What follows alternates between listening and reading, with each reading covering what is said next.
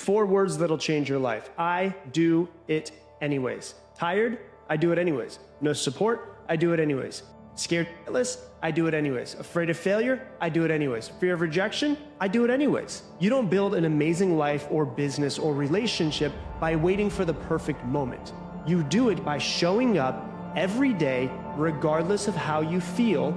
You do it anyways. That's how you win the game of life, with the mentality of I do it anyways. There's a choice that we have to make as people, as individuals. If you want to be great at something, there's a choice that you have to make. We all can be masters at our craft, but you have to make a choice. What I mean by that is there are inherent sacrifices that come along with that. Family time, hanging out with your friends, being a great friend, right? Being a great son, nephew, whatever the case may be. There's sacrifices that come along with making that decision. Your worst chapter is not your last chapter. What if what I've gone through is exactly what somebody else is going through? And if I can help somebody else build a bridge, then why not give it a shot? And I think for me, someone once said to me, to my face, the moment you can take the hardest thing in your life and take more from it that it took from you, your life will change forever. And you know what the definition of crazy is? The definition of crazy is being able to see and do things that nobody else can see. That's all crazy is. If you haven't been called crazy, you've done nothing in your life. If you haven't been called off, if you haven't been called insane, people always ask, man, people go, man, what's wrong with Grover? You know what my answer is? Everything. I'm not afraid to be off. I'm not afraid to speak my mind. Just take action, keep doing it, keep doing what you're doing, keep moving forward. And actually pushing the edges showed me that coming back to the center is a blessing. Appreciating the mundanity, the small moments. I'm at the point in my life right now where I'm just locking in. I can't keep worrying about distractions and things that ain't serving my purpose, because everything I do now depends on how my future looks.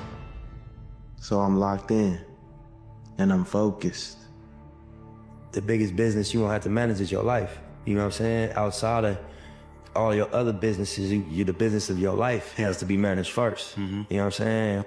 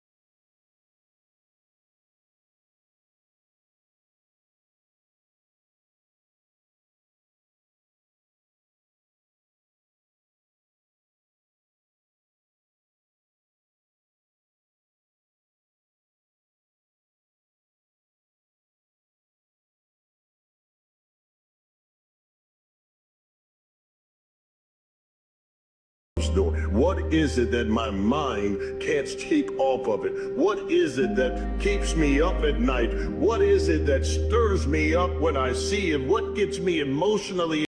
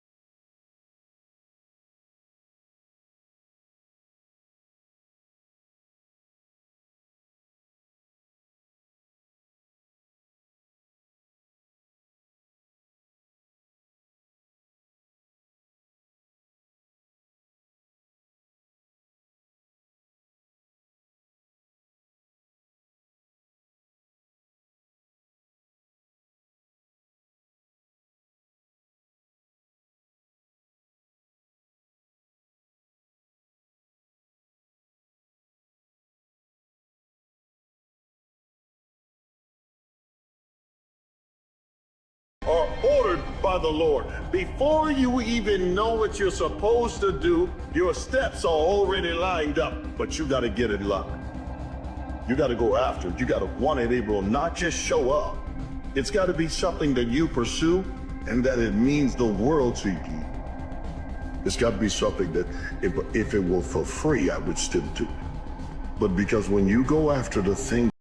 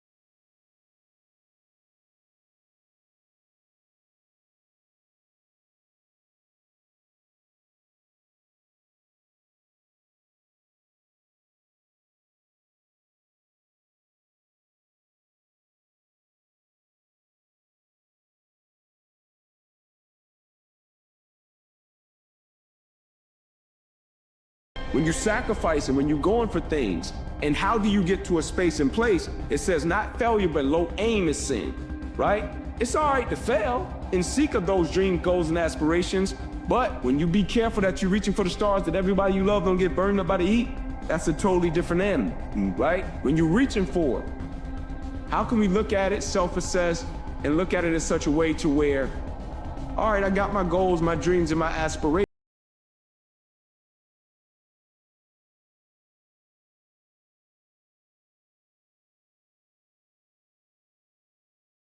to do. No, I don't think about it for 1 millisecond. When your alarm clock goes off, I have no thought about whether this is easy, whether this is hard, whether I want to do it, whether I don't want to do it. None of that matters. It's an emotionless, thoughtless discipline. When the alarm clock goes off, you get up, you get out of bed, and you go do what you're supposed to do. I don't care how it feels. I don't care if it's easy or hard. It doesn't even matter to me. It's just a reaction, it's a discipline, and it's life. And that's the way I choose to live my life. you're going to go to a new level. And every time you get to a new level, you're going to face a new devil. From when they come at you, there is something different about you now. You see, all those stones that they threw at you when you were young and immature, when you were insecure and didn't know what you were about to become, those bricks that they've thrown, I need you to realize that was a foundation for you to build a platform for them to be able to see you at your next level of elevation. Wherever it is that you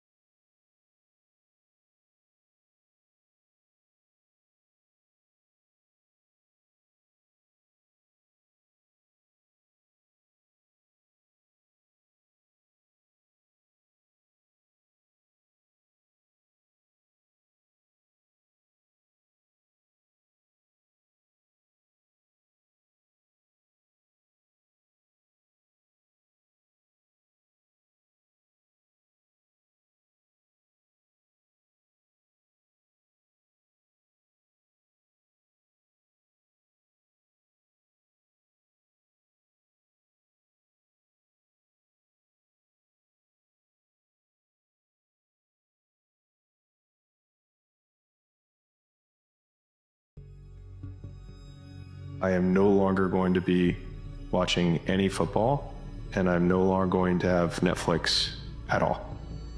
And that is what I'm giving up for 7, 8, 9, and 10. That's what I'm sacrificing. And I think a lot of people create these to-do lists when, in my experience, it's been so much more useful to write down all the things that I'm willing to sacrifice.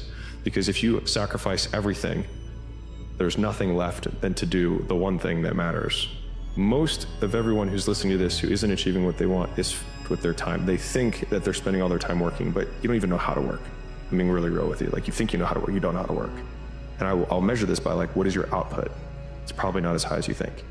And so rather than trying to learn all these productivity hacks, the ultimate productivity hack is no. N-O.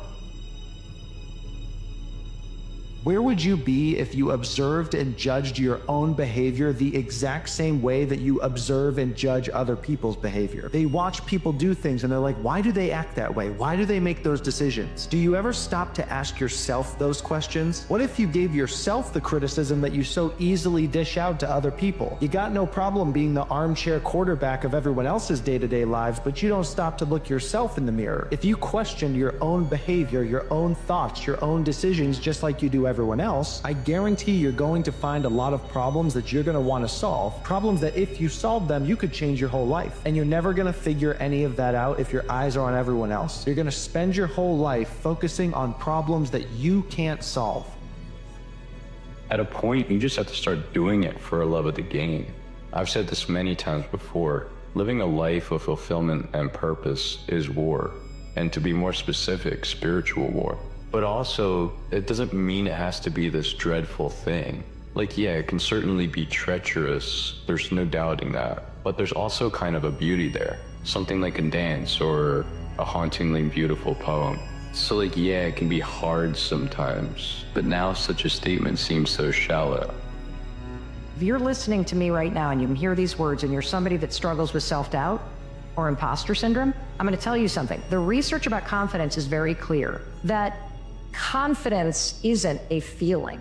You don't feel confident. Confidence, the definition I want you to really embrace and live by, is the willingness to try. Because every time you try, especially in the face of doubt, you are displaying that you believe in your ability to survive whatever happens next. And so it's in the trying that you show yourself that you are capable of trying something and failing. And what makes you feel full of doubt and imposter syndrome is that you sit in your head and tell yourself you can't. And every day that you wake up and you don't do the thing, whether it's going to the gym or asking that person out, stop doing that. Stop. And the second that you take action in a different direction, you start to see yourself differently. Insert emotion. I'm nervous, I'm excited, I'm whatever. I was like, you know, if you weren't, I'd be worried about you. Because this is a serious commitment. And so the fact that you're nervous or the fact that you're afraid makes you just like everyone else who succeeds. But you know what you have in common with a lot of people that absolutely change their lives? They say the same thing. Do you associate this negative feeling with being the successful person they want to be? That's not an easy task because we all are trying to be something, but we already are that something we're trying to be. That doesn't mean you can't be better, but it's like accepting and appreciating what you really are. And instead of projecting, something else, takes a lot of pain out of your body to take, gets a lot of fears to just disappear. And I don't have an easy path for that. I think it's the hero's journey. What is it? Your life is ordinary and everything seems fine, and then something hits you and it's the call to adventure. It doesn't feel like a call. It feels like somebody in your family's got cancer. It feels like, COVID and somebody shut down your business, or, some issue that's happening in a relationship with your kids. But if you take the call and you go on the journey, you're gonna meet some new friends, you're gonna find some new mentors, you're gonna battle with internal things within you and external things. But if you keep going, you're gonna eventually slay your dragons and you come out and the hero of your own life and you have something to share. It's not something you read somewhere, it's something you've lived. It makes life really, really beautiful. Becoming closer to your vision, becoming the person that you strive to be, does not demand perfection, but rather the persistent and pure desire for better and for good. It's easy for us to get hyper-fixated on not making a mistake or not making a wrong turn. And we start to overanalyze and paralyze ourselves with fear or doubt. It makes us hesitant in the way we pursue action. And hesitancy is not good. You know, these mistakes, these failures, these wrong turns ultimately do not matter. The only thing that is demanded of you in order to make the changes that you want to make is the pure and persistent desire to be better and to be good. And this, paired with time, anything can be. You see this? An hourglass. It's a perfect reminder of how time flows. The sand at the top, that's the future, completely out of your control. Sand at the bottom, that's the past, already gone. But this, the flow in the middle, that's the present, and that is where life happens. You can't speed it up, you can't slow it down. All you can do is focus on this moment. One of the things that I'd like to teach people when there's a problem, and we all have problems, not all of us can deal with the world and war, but we can deal with our own problems. When a problem comes up, one of the best things to say is, all is well, everything is working out for my highest good, and out of this situation, this so-called problem, only good will come, and I am safe. And you know, this is something that's very powerful. All is well, everything is working out for my highest good. Out of this experience, only good will come, and I am safe. And what that does, it quiets your mind down. You cannot grow, you cannot mature, you cannot get better. You can't become anything of value to yourself or to anyone else if you shut the door to regrets. Now, you don't let regrets drag you down. You don't let them destroy you. All right, I've talked about this before. You don't let the man that you used to be destroy the man that you are today or the man that you're trying to be today. All right, but balanced regret is what helps you become a better man. Unbalanced guilt is what destroys you. Unbalanced guilt of who you were and what you were in the past or today destroys you. Balanced, open-eyed, thoughtful regret of poor decisions you made in the past is what helps you build and become better and become stronger. That is that check valve that helps you not make that decision again. Make a promise and keep it every single day of your life, and you will no longer be afraid of yourself. The fear only comes from uncertainty, and if you don't know what to expect from you, that's what gets you in trouble. If you're a thoughtful person with strong intention, it probably feels like everyone's against you, so you better get on your own team so you don't feel alone. When you're on your own team, keeping the promises, you will sacrifice a lot.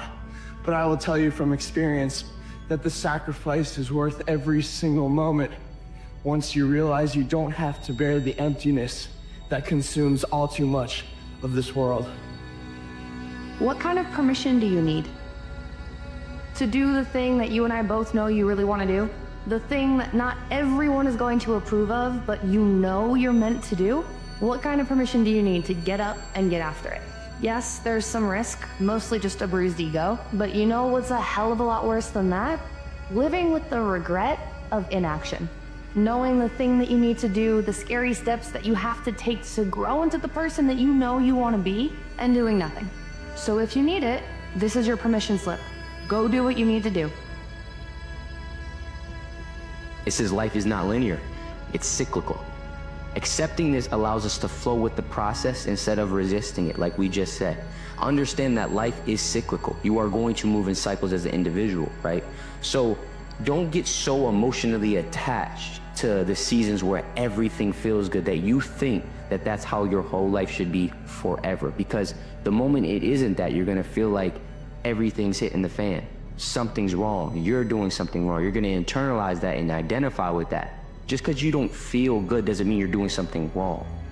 Just because things are difficult does not mean you're going the wrong direction. No, it's a part of moving in the right direction, and you have to be willing to embrace those times, understanding they're serving a greater purpose. You have to remind yourself of this. Understand it is serving a greater purpose. This is part of the journey, and it will not last forever. And so many people, they need to have a 5K, a 10K. I need to have a course in front of me. I need to have something in front of me for me to get my fucking ass up and do some shit. And that used to be me. And nowadays, you know, for the past 20-something years, I don't need a purpose. And people missed out on this, man. The purpose, we're all looking for this golden purpose. Is it this? Is it that? Is it making money? Is it my family? Motherfucker, the purpose is you. This worrying thing, it's the one part of my life that if I could go back, I would fix. Even the things I've worried about in my life, when they actually happened, they weren't as bad in my body and in my mind as they were when I was worrying about them. And when you worry about it, you experience it hundreds of times. Your mind doesn't know the difference between this thing you think is gonna happen and something that really happens.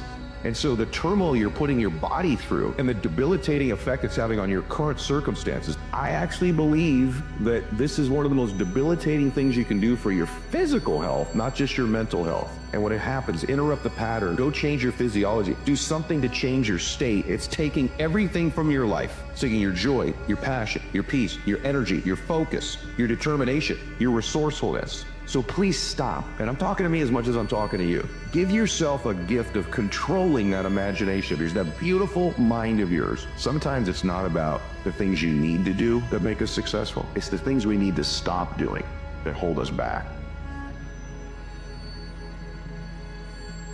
But I'll tell you right now, those weak habits, they gotta break. Your mindset has to be reshaped. You have to believe the odds are beatable, even when people say it's impossible. That's what I call faith. And I'm gonna tell you right now, that's what it's gonna take. 24/7, 365, you gotta live it, breathe it, be it every single day.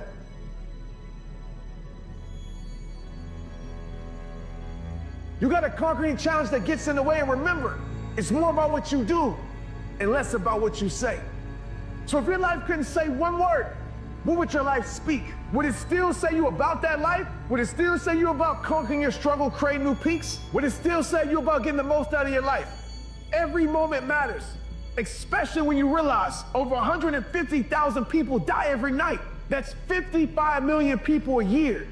Ain't none of this promised. Ain't none of this guaranteed. So the question I'll leave you with is this. When you fight your last fight, when you breathe your last breath, if this was your last year, what's the legacy that you're gonna leave? Get up and go live your dreams. Make the world respect your greatness. Make this year your year. It all starts with you. How do you know a dream is worth chasing? I actually would like to flip that, because I think a lot of people are waiting for a sign to know that a dream is worth chasing before they start doing it. And I think it actually